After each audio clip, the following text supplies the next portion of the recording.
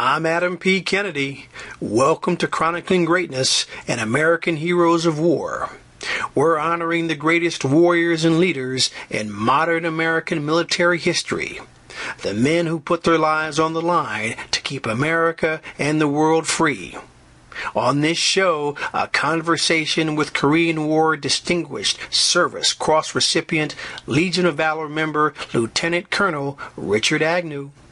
We're glad you've joined us. Their stories and the experiences of the Korean War. It's coming up right now.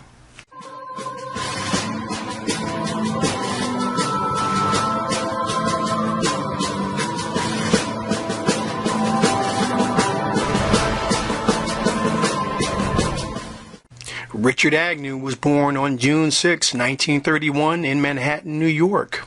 In 1947, Agnew enlisted in the U.S. Army and served proudly with airborne infantry units. He rose through the ranks and was commissioned through Officer Candidate School as a second lieutenant in 1952. He served in combat in Korea with the 40th Infantry Division. On the night of July 19, 1953, Lieutenant Agnew engaged in hand-to-hand combat with enemy soldiers deep behind enemy lines. For his extraordinary heroism in that engagement, he was awarded the U.S. Army's Distinguished Service Cross, our nation's second highest award for valor, and the Purple Heart Medal for the wounds he sustained in that life and death struggle. Thank you, sir, for joining us. Let's go back to June of 1950. You are already in the service. Were you expecting America to be in another war so quickly after World War II? No, I had no idea. Nobody did. It was a surprise. It was like Pearl Harbor. It was a surprise attack. No, North Koreans came over across the parallel on Sunday and in mass. Right. I mean, heck, they went all the way down to Busan in no time.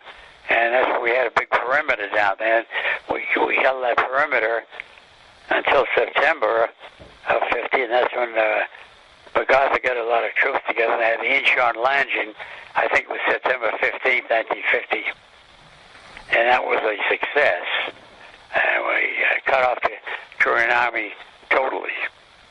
All right, so you graduate from Officer Candidate School. You were commissioned a lieutenant, second lieutenant? Second lieutenant, yeah. And then I went to since I was very airborne or qualified, I didn't go right to Korea from there. I went to a airborne regimental combat team, which is a little bit larger than a regiment. And they were stationed right there at Fort Benning. And how long were you there for? Oh, not long, few months. And then I received orders to report to Camp Stoneman, Stoneman, Camp Stoneman, California, for processing to go to Korea. Okay. As a replacement. And do you recall when that was, sir? Probably 53. 53. Tell me about the trip from California to Korea. It was on a ship. The name of the ship was the General SS Meigs, M-E-G-G as in George S. S as in sugar. Okay. It was 19 days. It's a very rough trip. Why it took so long to go from San Francisco we landed at a port called Sasebo. And we weren't there very long, maybe 48 hours. We made out wills. They were issued weapons, had to zero in their weapons, I don't know, for 300 yards. And we were issued ammunition and combat uniforms and gear, pistols, weapons, rifles, carbines, helmets, all that sort of stuff. And then we got onto a landing ship, LCI, landing ship infantry, and we went across that Sea of Japan, I believe it is. It's one of the roughest trips I've ever been doing because it was a flat-bottom boat. And you're landed in Korea, South Korea. Okay, so I was going to ask you about the first boat trip. So obviously you mentioned the second one, but tell me just briefly about the first boat trip that took 19 days. You said that was pretty rough. Was that? Do you have any particular memories or experiences on that 19-day trip that you'd like to share? Well, no, I lived pretty good. I didn't live in the whole of the ship because I was commissioned. So I had a stateroom with, I don't know, 8 or 10 other lieutenants were in there. We had our own bunk, clean sheets, and we ate 3 meals a day. But most of the time I was in the bunk and on my back. I didn't eat much. Okay. We were all sick. Right. When you arrived at Sasebo, you said you took the boat across the Sea of Japan. How long did that take, sir? Do you recall? Just maybe 12, 15 hours, something like that, maybe 18 hours. And you said that was a horrible trip. Oh, yeah, that was a flat boat. And, it went up and down and up and down and up and down, yeah. And I don't know how many boats there were. I don't know, 15, 20 boats, something like that. Okay. So when do you recall when you arrived in Korea? No, I think it was late April or May, something like that. Okay. I know it was still pretty cold over there. Okay. When you first arrived in Korea, where did you arrive? It was a Korean port. It could have been Busan, but I don't recall for sure. Okay. So what do you recall about once you arrived, what was sort of the... I know we got on trains, okay, and we went north, and they issued us more ammunition, and we had benches that we sat on, because sometimes the trains were ambushed by guerrillas and North Koreans at night. North Korean sympathizers. Mm-hmm. Not in force, not regiments or companies or divisions, because, the North Koreans were pretty much put away up in the north in those days, but they had some stragglers and people always trying to blow up the tracks and so forth. But anyway, we made it to, I forget where we get off the train, get on trucks, 2.5-ton trucks. I guess we went to division headquarters, then regiment, then battalion, then we went to a unit. Okay. Something like that. And that took probably maybe 3-4 days. So what was, once you arrived at your final destination, and do you remember where that was, sir? Yeah, I went to a rifle company, Fox Company, as a second lieutenant platoon leader. When you arrived and you became a second lieutenant in Company F, how soon when you arrived did you go into your first combat action? Right away, next day, I think, or that day, or the next day, I guess. So, can you describe what that was like? Now, you're the second lieutenant.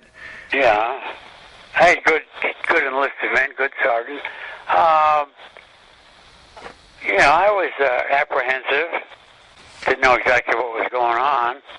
I know the company commander was the captain, and he talked to me and asked me if one of the best ways to survive is to do what those corporals and sergeants suggest that you do, and you're not issue any orders till you've been here a couple of weeks.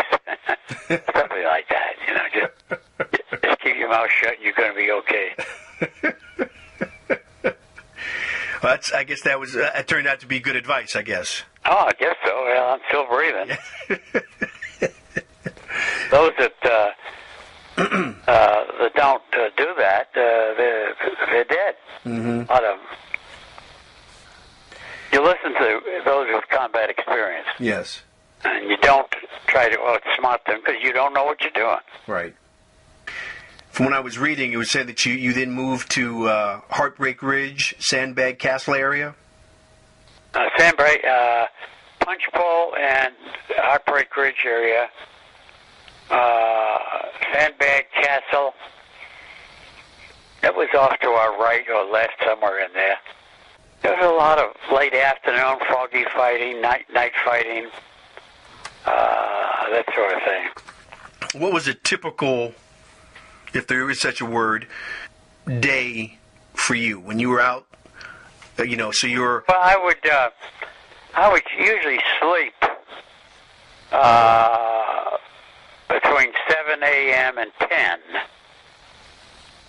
And then 10 on, I'd be trooping the line and checking for cave-ins and water in the trenches and in the foxholes and make sure the wire was right, our mines were right, and our booby traps were right, and morale was good, and a lot of things to do. Mm-hmm. And we were covering probably, I don't know, a couple 100 yards, I guess, maybe 300 maximum per platoon. And then I would sleep again from about 1, and else I was going out on patrol that night. I'd sleep from about 1 to 4:30 in the afternoon, and then I'd be up all night. Okay. We went to sleep at night. And what was, can you describe the terrain that you were in at that time? Very mountainous. Okay. Very mountainous, foggy, cold.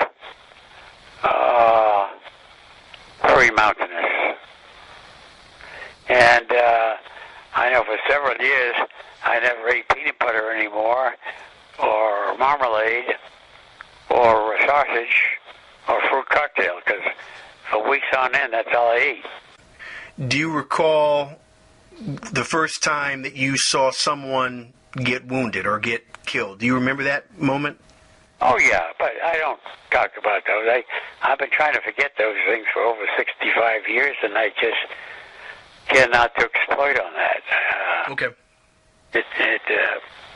I don't get to. Okay, that's fine. So can you tell me about the patrol that you went on that you then were awarded the Distinguished Service Cross? Can you tell me about that evening or that day? Yeah, I know that battalion wanted some prisoners, and I was picked to lead a heavily armed patrol, automatic weapons, lots of hand grenades, and I remember making a reconnaissance by air in a L-19 observation artillery spotter aircraft, and we were shot at, but we were shot down. And the pilot wouldn't go as close as I wanted it to have him close to the ground. But anyway, I know the ground was very rough, rocky. And I said to myself, my God, there's people of the battalion, they're not up there in an airplane, they're looking at maps. They don't know what the hell's down there. And so they wanted some prisoners, and so we trained for that mission for a couple of days, I think.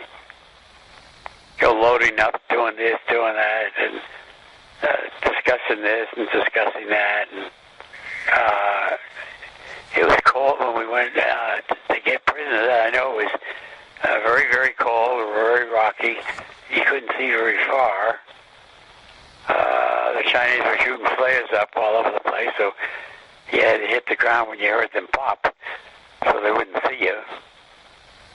Because once they saw that there are enemy forces out there in front of them, which would be the enemy, then artillery and mortars would come in on us pretty fast. Okay. But we didn't have to experience too much of that, as I recall, because we did pretty much stay concealed. Then my sergeant, he fell. He fell from a cliff, about 60 feet, a long way down. Wow. Vertically, he was down quite a bit.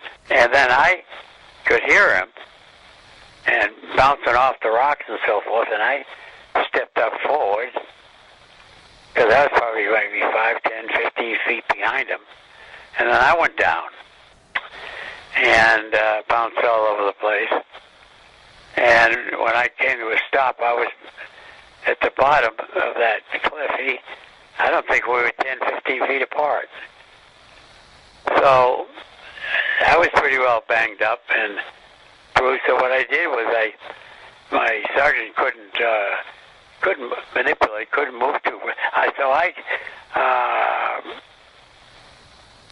think I called up to the patrol on the radio and told them to go back to our lines, and that I would meet them, which we rehearsed all of this before, in case we ever got separated. We would meet at such and such a coordinate, such and such area, such and such a hill, such and such a time, the next day or 2 days or whatever.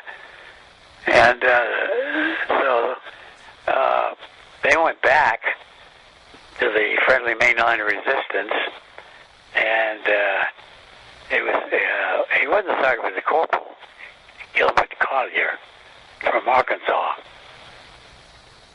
And I guess, have you read about him? No, I don't think I have, sir. Yeah, his name was Collier. And we tried to make it up over that cliff because we knew that come daylight, we'd be ducks in a shooting gallery. And because we made enough noise falling down that cliff. But nobody bothered us. And then, because before light came, we were able to get to the top. How we did it, I don't know. I know I slid back down a couple of times, and so did he. Couldn't see. It was pitch black. But anyway, we got to the top, and we crawled south. And we got into a thicket. And it was a brook in the thicket. It was kind of a woods. You couldn't see. Well, we could see enemy looking for us because they knew that somebody was out there someplace, and they were looking, and we could see them, but they weren't right on top of us. Okay. And we just kind of held our breath, and we decided that we were not going to be taken prisoners. We'd fight it out. We decided upon that because we heard rumors as to how prisoners are treated. We didn't want anything to do with that. So we just fight it out if we had to. And then we set out for our lines about 10:30 at night, and then we were ambushed. And then that's when all hell broke loose. And I know Collier was right in front of me, maybe 10 feet, something like that. And he yelled, "Lieutenant," and he had a burp gun, 45 caliber submachine gun. And he was not a burp gun, a submachine gun. We used to call them grease guns. Okay. And he was firing and throwing grenades. I'd lost my rifle. I'd lost it. Either falling down the cliff or coming up, I don't recall. But I had about 8 or 10 grenades. And I know we were fighting hand to hand. And I know he was doing a lot of damage to the Chinese, and I was doing as much as I could. And then he was shot up from grenade fire, and so was I. And so we fought as best we could. And then I know I was a bloody mess, and I figured that, and I didn't hear anything from Collier. So he was somewhere in front of me, but I didn't know where. And so then they started attacking me, and I was fighting as best I could. And then I remember I fought with one right pretty close. And then I had to put him away, and then I had 2 grenades left. I remember what I did was I pulled the pins on those 2 grenades and put them under my chest. And when you pull a pin on grenades, it's not fully armed until you let those levers go. Right. And then when that lever goes in, it's fully armed. You got 3 seconds, and then they explode. But anyway, I was very careful to put the grenades under my chest to them. So that if they turned me over, take my boots or my watch or something like that, I'd get another, 4, 6, 8 more of them. Many of them were around me. But I remember getting, kind of nudged with a toe, something like that, but I was never kicked or rolled or turned over. So if I had, the grenades were gone off. And I was in and out of it, semi-conscious. And, I just laid there. My ankles hurt, my stomach, I was hurt all over the place. I didn't think I was going to survive. I was going to die any minute now. And then I know I heard some voices, and they were American voices, and they were friendly troops. I guess they were looking for Corporal Collier and I. And I know it was daylight then, and I know they rolled me over. And I'll forget one of them said, "Holy shit." Exactly, holy shit. And he saw those grenades, and he picked them up and he threw them, and they exploded, immediately. But away from harming anybody. Right. Didn't kill any friendly troops. Yeah, I was very happy to see them. I know they're Americans, but, I didn't know who was who. Right. Where they came from. And I think they put me on a stretcher and carried me back. And this is daylight now, as I recall.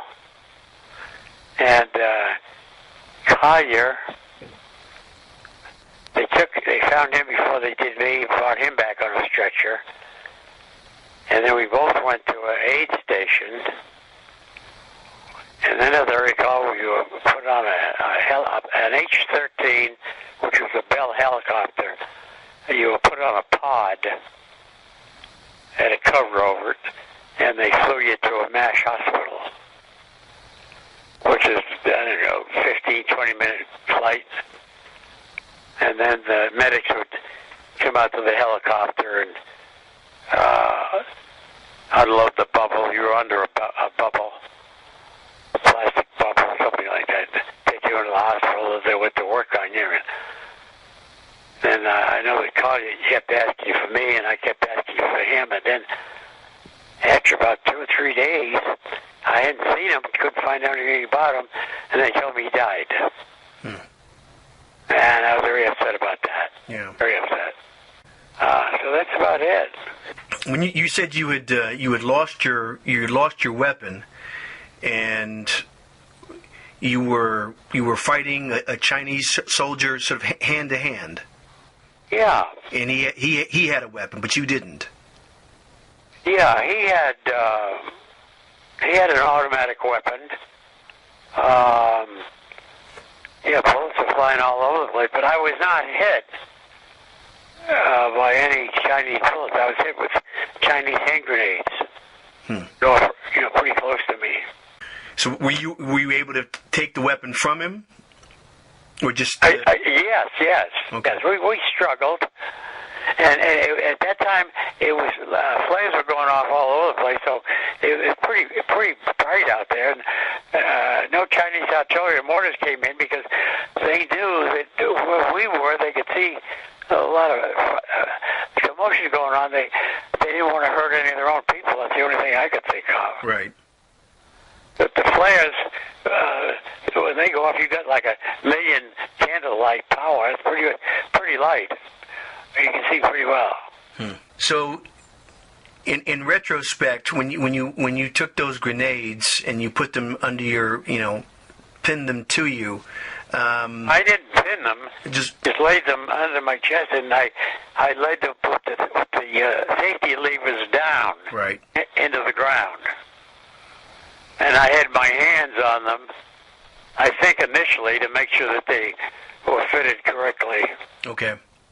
And then I began to think, was going through my mind, I was passing out, coming away, passing out, coming away. What if I roll over while I'm passed out, that'd be the end of it. Yeah. Well, I guess it's also thankful that no Chinese or enemy, tried to... No, they kind of nudged me, a little bit with their toes, and but I guess they thought I was dead. Right. I guess, I could hear their voices. I guess somebody in charge, somebody in command, was telling them, we don't have time for boots and watches, and all that stuff. Let's get the heck out of here. Because there's enough noise going on that the Americans might send some people down here pretty soon, and we don't want to be caught. Right. So they moved out and got out of there. So you were taken to the hospital, and you see 2 or 3 days later, Corporal Collier, you found out he had passed. He had died, yeah, and that bothered me quite a bit, because they kept telling me that when I kept asking about him, he's asking for you, and he wants to know how you are, and we're telling him that you're fine, and which by then I think he was already dead, but they didn't tell me that until I, showed signs of improving my health. Right. He was probably dead 2 or 3 days. Huh. I don't know. When I found out about it, I was very upset. Yeah. So what happened? How long did you stay in the hospital, sir? Oh, maybe 10 days, something like that. Not. I don't think I was in there 2 weeks. But they took, some shrapnel out of me and so forth. And, I was in a bed, and but I don't remember operating room and all that sort of stuff. Well, they put you to sleep anyway, so right. I don't remember any of that. So at that point, what was your major wound? Oh, legs, arms, back. Everything. Some of my face. Wow. My face wasn't all torn up and ripped apart. No, I had fragments in my cheeks. Mostly my legs and my back. Okay. And my stomach.